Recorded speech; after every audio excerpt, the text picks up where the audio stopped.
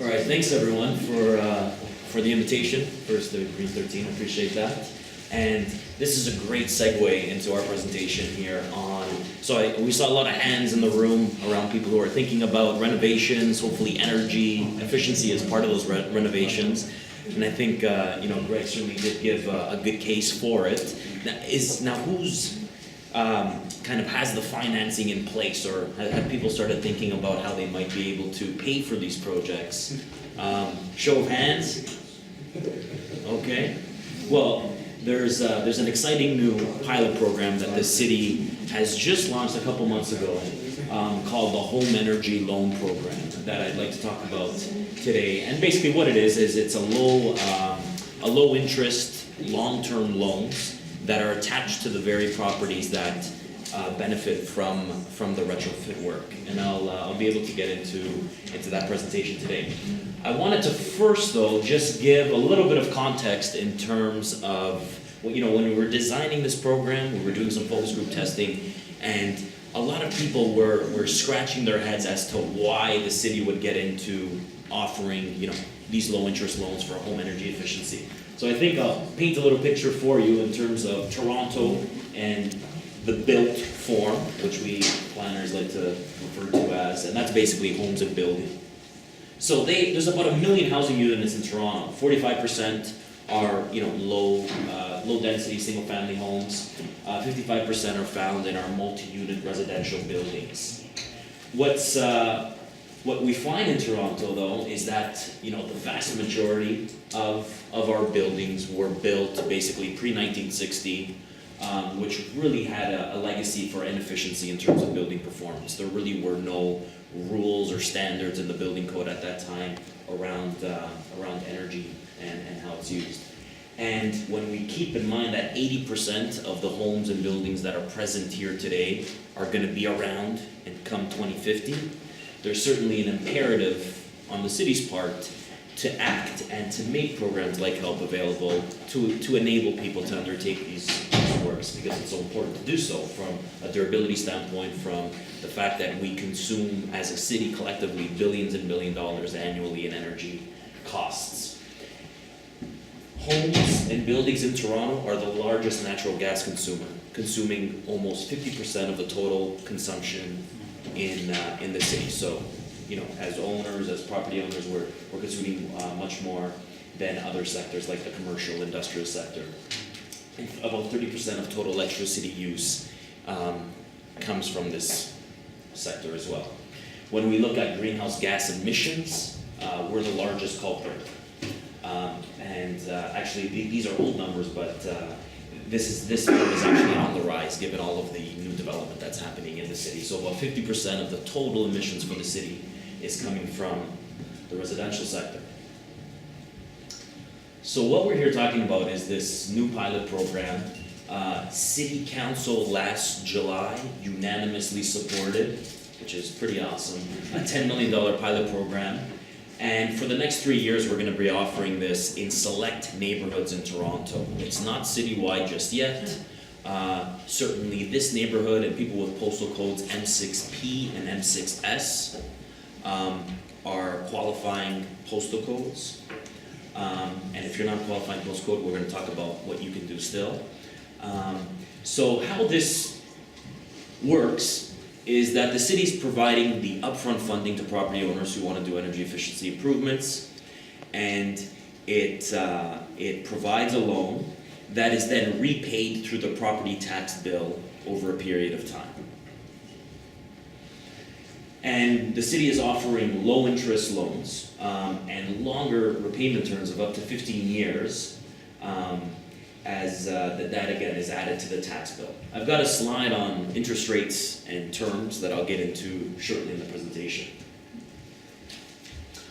So what we're attempting to achieve with this program is, as Greg was saying, we want to achieve deep energy retrofits. So we're talking about projects that involve multiple measures and that really strive, reductions in terms of the home's whole energy use by, 25% or greater. This is a single program that provides financing, but it also connects people with the different utility programs that are out there, because it's a bit complicated in terms of the resources as well as the incentives and grants that are available. So we're trying to bundle it all together. It covers natural gas, electricity, and water, because we want people to be able to get the best deal on their home retrofits. Our participation target is 1,000 single-family homes, or we spend $10 million, whichever comes first. And what's involved is completing a home energy assessment by a certified energy advisor based on the recommendations from the energy advisor and the model that's performed for your home that Greg was talking a little bit about earlier. It involves installing energy efficiency measures and accessing the financing from the city. In terms of incentives and rebates, so in addition to the financing, we're working closely with Enbridge and Toronto Hydro, because there's complementary programs out there. And there's up to $2,650 in available incentives as well, that, depending on the type of project, of course, you may be eligible for. The maximum funding that the city's providing through HELP is a function of the assessed value for the property. So a HELP loan cannot exceed 5% of the current value assessment for the property. Is everyone familiar with that term, current value assessment? Everyone's familiar with their MPAC statement? Right, so that's the value we use. And in most cases, I would think for homes in this area, that's a pretty good chunk of change for doing a deep project. Perhaps an Audi. For sure. Right? There'd be enough there for an Audi. And the types of measures that we're supporting are a lot of things, again, that Greg talked about. So the kind of the bread and butter energy efficiency stuff. So things that for the building envelope, insulation, air sealing would be supported. The mechanical systems of the home, heating and cooling systems, ventilation, heat recovery ventilators, for example. Windows and doors are also supported. And in addition to low-flow toilets. But again, this is not a definitive list. It all really is based on the recommendations that are coming from the energy advisor. Yes? Just a quick one, Marco. Is it limited to single-family houses? There's actually a sister program that is offered by the city's tower renewal program, and that's geared towards large multi-unit residential buildings. What about two-family house? Two-family houses, yeah, that would still, so anything that's less than 7 units could come through this program. And then again, there's another program out there for bigger buildings, private rental. So if you have a semi and you have an apartment in your house to rent, Yeah, you come. that's fine. So this is like a small business loan. In essence, the bigger your property, the more you can borrow. Yeah, in part, And yeah, you can I have guess. commercial units, and do you have to live there yourself? No, No, so it As long can, as- it can be used by developers then too. but it's geared towards, not towards new homes. This is really for homes that are being retrofitted. Right. So if you're in the business of flipping properties, you could just get right on this program. Well, if you Use wanted it to for- first, renovate those homes for improved energy efficiency, that's really what those are really the owners that we're targeting. Whether you want to then, turn around and flip those homes, that's really, one's Sorry, I'm prerogative. just looking at what seemed to be Right, we've got the criteria, we're gonna get into the a criteria. lot of criteria. In a tiny bit.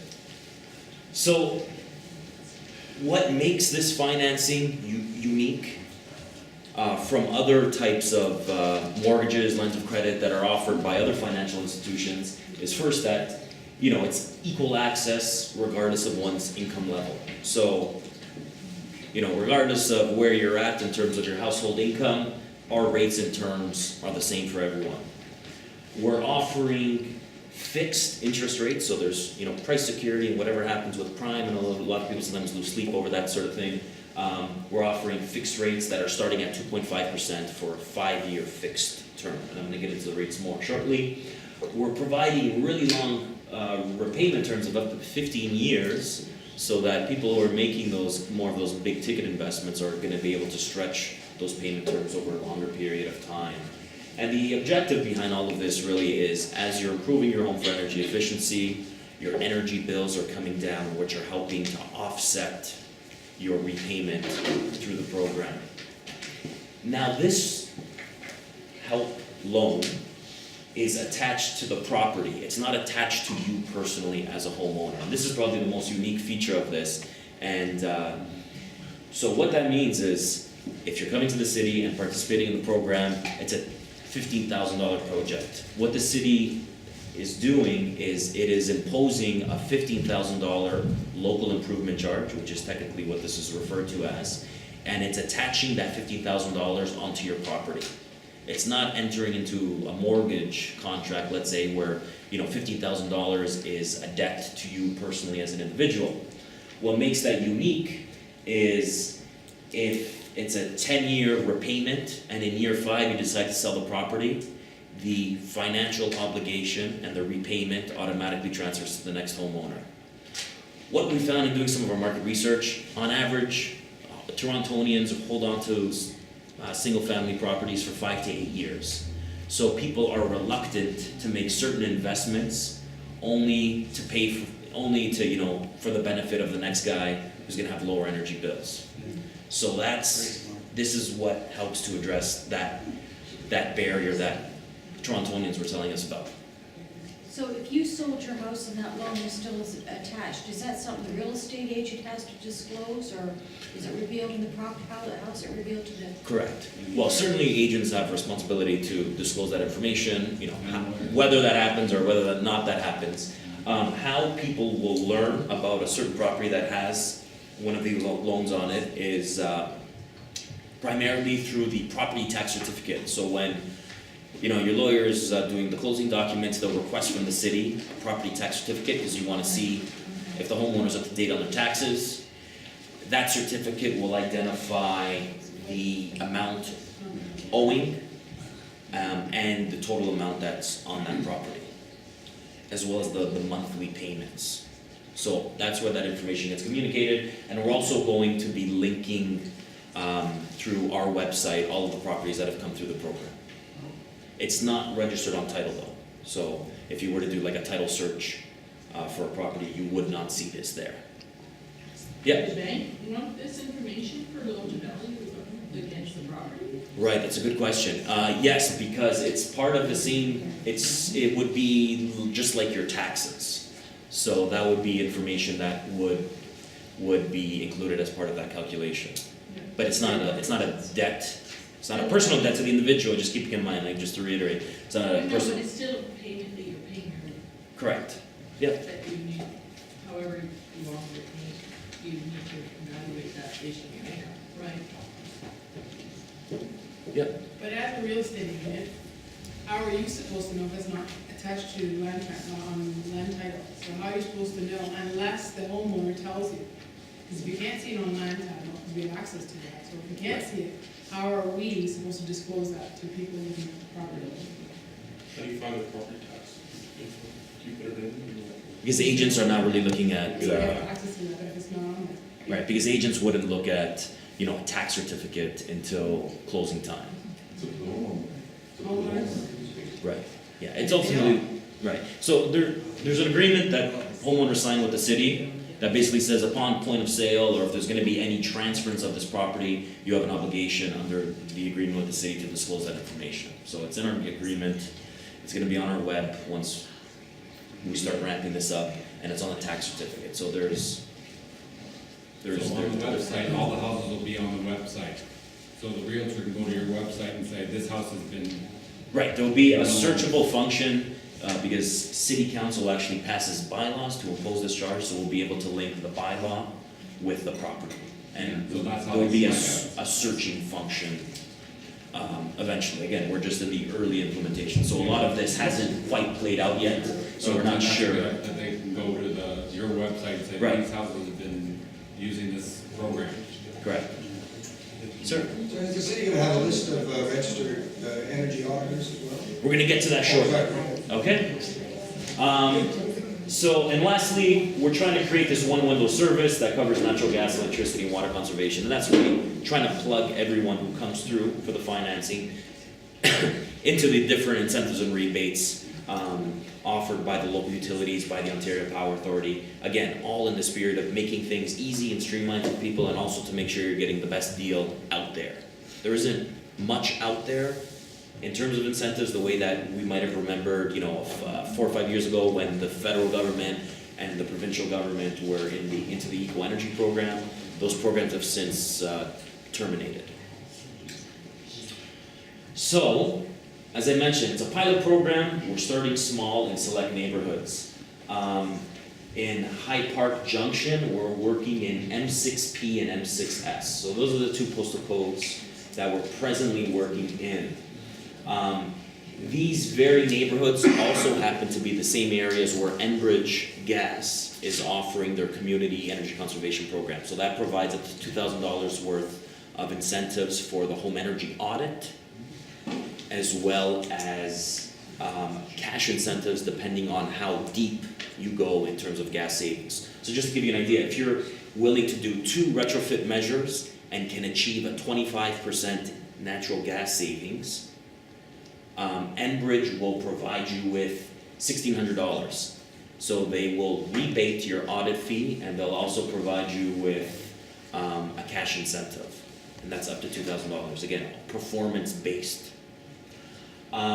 We're completing a market demand survey just now.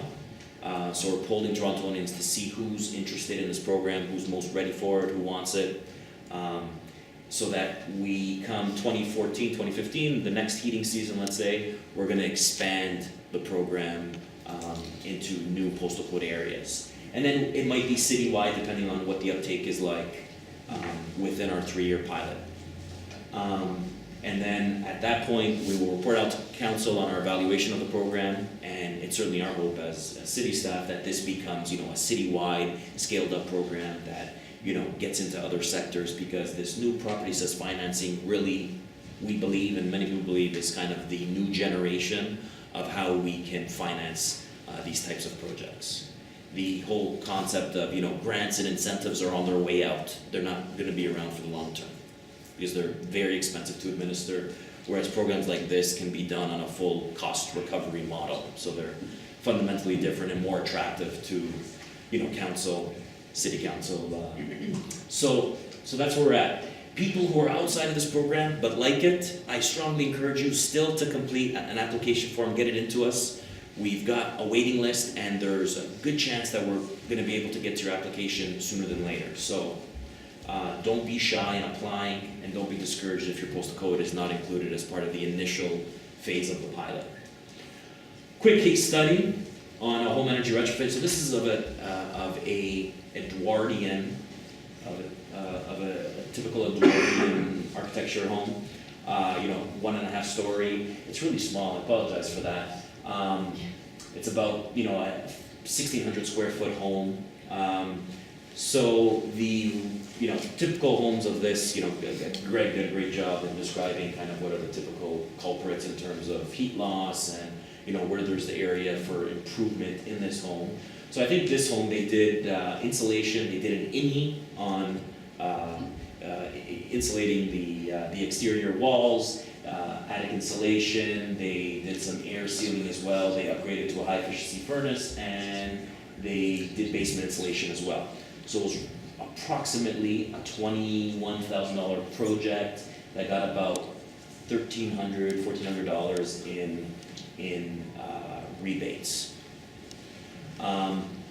What it was able to achieve was a 56% reduction in natural gas consumption. When we costed this project out over a 15-year payment term, based on the rates that the city's offering, it came out to about $160 a month on the property tax bill. And that's 11 payments a year, not 12. The city has, for some reason, an 11-month payments per year as part of its automatic tax program. Anyways, and then on the savings side, so that's on the savings side, the modeled energy savings for this home is $90. That's combined for both the electricity and natural gas. So you're seeing that, no, this project is not, cash flow positive, and at homes that are naturally heated by natural gas, because gas prices are actually pretty low, we find that, that's typically what the savings is. Well, it'll be cash flow positive in the long run when you're. Exactly. mortgage or loan is paid off. You just have to go it long enough and discount it. No, my point here is I don't wanna create the perception with people that, you're gonna undertake an energy retrofit and your energy bill savings are gonna pay off your loan repayment. However, the caveat being is if anyone has a home that's heated by electricity, so electric baseboard heaters usually is the arrangement, then this becomes much more attractive. And it, in fact, could be cash flow positive, meaning that you're actually saving more monthly than you are in making repayments for the financing. Yeah, What kind of range of cost would an energy audit be for a typical house? right, I'm gonna get into that on my next slide. Because there's actually a reduced rate that's being offered by Enbridge for people living in those postal code areas that I had mentioned earlier.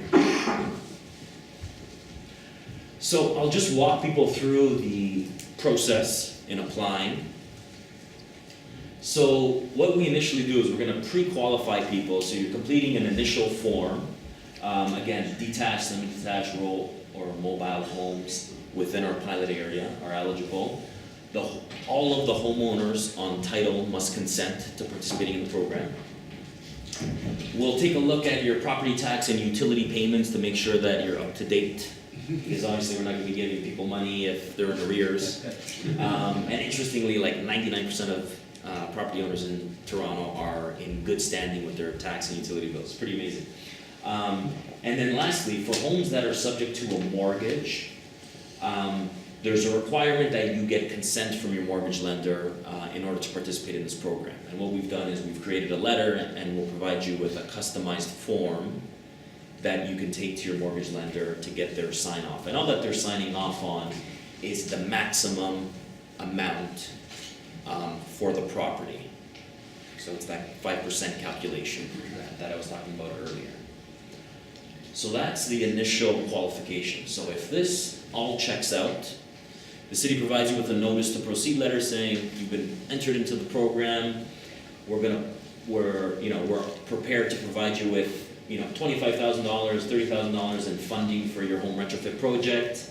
Now go ahead and engage in hiring a certified energy advisor. You can use whichever certified energy advisor you prefer. There is an Enbridge roster of qualified energy advisors who are offering discounted rates. The first visit, I believe, is $245.50. The second visit, once you've completed your project, so they're going to assign an initial EnerGuide score. You complete your improvement, they come back, they do a second test to determine what the improvement is. The cost for that second test, I think, is $150. However, if you can show that 25% gas savings and do 2 measures, so like insulation and a furnace, or insulation and windows and air sealing, then they will rebate you all of the audit fees. So in the end, the fees are not going to cost you anything, and they'll provide you with up to $1,600 in a cash incentive. So it's pretty good. So the home energy advisor is now coming into your home. Their basement to attic inspection, they're looking at insulation levels, they're looking at your heating and cooling equipment, they're doing a blower door test to determine air leakage. Based on this report that they provide to you, which is customized and identifies the opportunities and where you're going to get your best bang for your buck, at this point, once you've looked at all that information, you've determined the scope of your project and what improvements you actually want to make, you then submit your funding request to the city, so that you're basically saying, this is my project, these are the contractors I've spoken to, and you can speak to and hire whichever contractors you're most comfortable with. These are my costs for these improvements, and this is my funding request. So it's pretty straightforward. I think I mentioned the types of improvements, so we can move quickly on this. So once you've identified your project, you've let the city know what your project is going to cost, or your cost estimates, we then enter into a property owner agreement with participants. And these are our rates. Again, they're fixed, not going to change on you. There's the certainty in that. In order for us to make this project cost neutral, so it doesn't cost the taxpayers that draw on anything, we add an admin charge of 2% on the funding amount. So Time charge? that's a one-time charge. We don't charge you interest on that, and we amortize that over the payment term. So in the end, it's, you know, it's very small, and it just gets kind of folded into the financing. And I'll show you how we cost it out on the next slide. Any questions on the terms, the rates? Okay. When it comes to completing improvements, as I mentioned, there's no city, approved contractor list with this program. Homeowners have the ability to, source whichever contractors they're most comfortable in working with.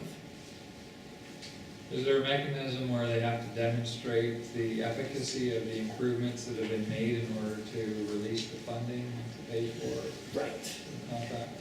Absolutely. I'm just gonna get to that in 2 seconds. So how it works is the city is actually paying the homeowners directly, and then the homeowners are transmit payment to the contractor. So just to be clear on that. So what we do in terms of payments, once you enter into a contract with the city, we can release 10% of the funding to you at that point. So you get 10% once we sign the agreement, once the homeowner signs the agreement with the city. Once the project is completed and the energy advisor has done the final assessment to verify the installation of the measures, the city then receives that as in terms of a project completion report, then the city releases the rest of the money. And we expect that will take about 7 to 10 days, so it's not gonna be, you're not gonna be waiting like 3-4 months for the city to provide you with the funds. It should happen pretty quickly once the requisite information is provided. So that is the kind of the control mechanism we have in place, is the second visit by the energy advisor to verify. It's really just to verify though that the measures were installed. That doesn't give any guarantees that, that the insulation and that the air sealing, performed to kind of the expectation that it was set out to. But So there's not a second lower door test? yeah, there is the second test, right. But again, that's just based on the model for the home. It's not based on, like, we're not inspecting, there's no inspection to make sure that things were done properly or performed as maybe as expected. Marco, sorry, Yeah. with the 25% expected reduction in your energy use, how is that calculated into whether or not it's been? Right, so that's based on the model again. So it's based on a projected modeled savings. It's, we're not, Enbridge or the city is not gonna be looking at people's energy bills to make sure that they got 25% lower. It's based on the home energy model. Any questions on doing the improvements, contractors, how the money flows? And I guess people can do it in certain things themselves.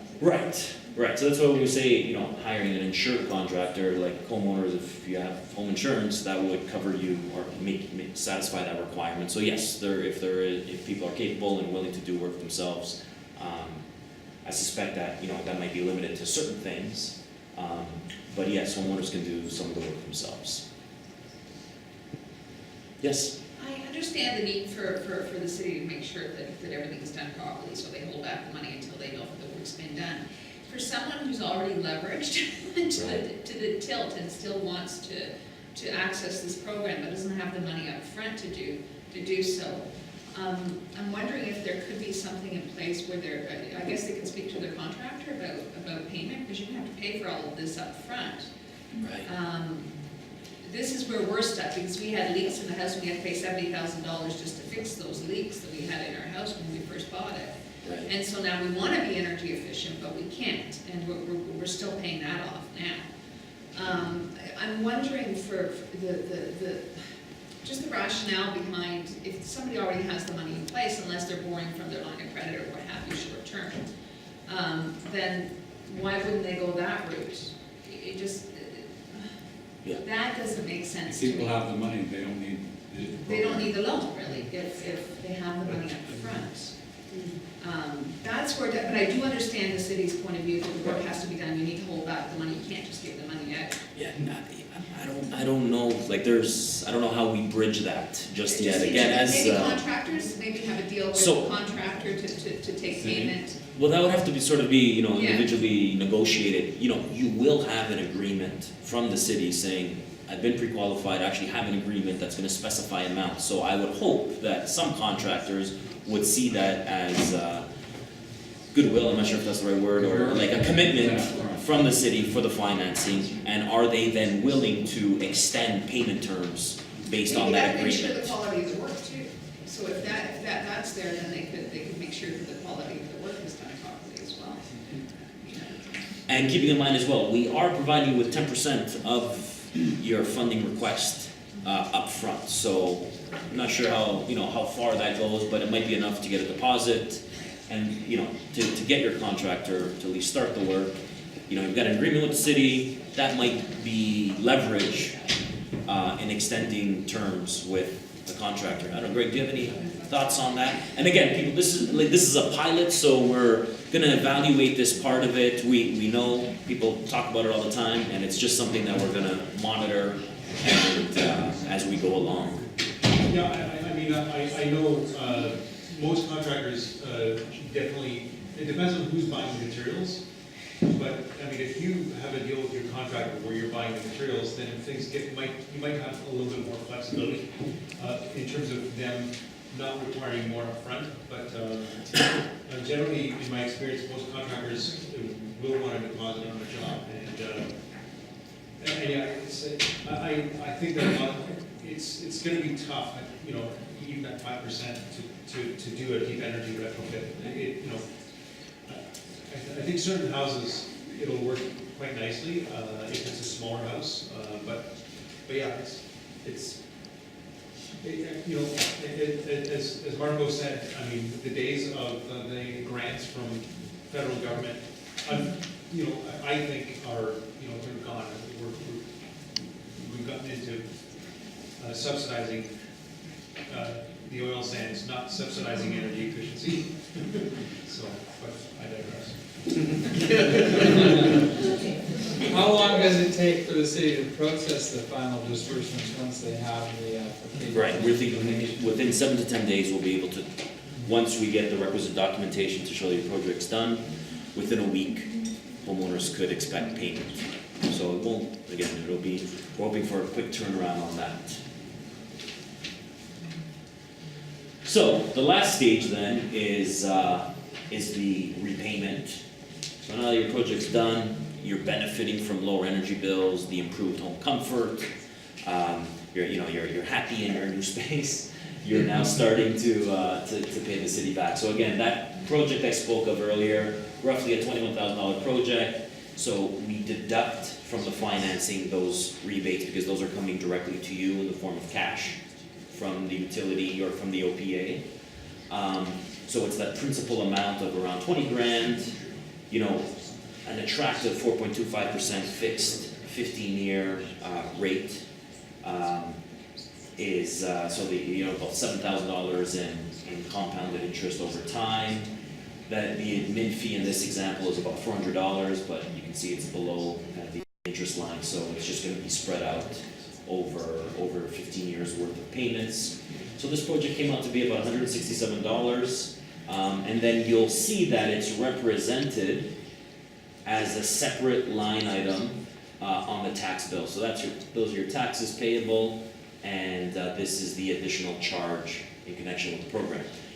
People coming through the program will be automatically enrolled in the city's pre-authorized tax payment plan. Is anyone on that already? Familiar with it? All right, so you're already there and you know what it's all about. So that, again, that's 11 payments per year, no payment in January. Can you prepay early if you end up? Good point, almost forgot to mention, yes, unlike a mortgage, you can get out of this at any time, no penalty. So it's totally open. It's totally open, pay back anytime. Yeah, there's a 5, 10, or 15-year term, but you can break it at any time and discharge this amount from your property with a single payment. But say you do pay it off early, are you still subject to the total interest charge even if you pay it off early? No.